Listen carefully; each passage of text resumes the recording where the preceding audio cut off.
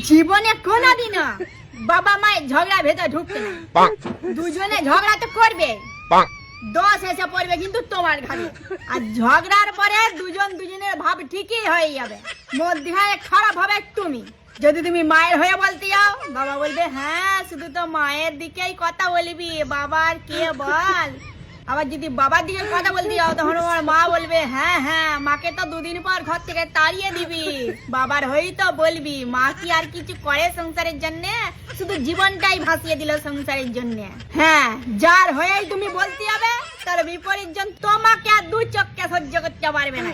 আবার ঝগড়ার সময় তোমার নিজেকে পিয়ন বলে মনে হবে।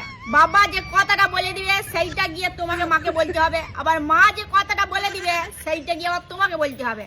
দুজনের সাথে কথা বলবে নাই, মানে আমি হচ্ছি সংবাদ মাধ্যমের মতন কাজ করবো আর ঝগড়া করতে করতে কখন যে মধ্যখানে তোমাকে টাইনে নিয়ে চলে আসবে সেটা তুমি ধরতেও পারবে না। তোমার যত দোষ তখন দেখবে সব বের করে নিয়ে চলাইছে। তখন দেখবে ঝগড়া আর বাবা মায়ের মধ্যে নাই, তখন তোমাকে নিয়ে দুজনে ঝগড়া লেগে যাবে। মানে তোমার তখন মনে হবে যে আমার জন্যই বোধহয় ঝগড়াটা লাগিয়ে গেছে। মানে আলটিমেট দুজনের ভাব ঠিকই হয়ে যাবে, কিছুক্ষণ পর মধ্যখানটা একটা তুমি খারাপ হয়ে যাবে, তখন তোমার কথা শোনার পালা শুরু হবে। তাই বলছি ভুল করেও বাবা মায়ের ঝগড়ার ভিতরে কোনোদিন ঢুকতে যাও নাই।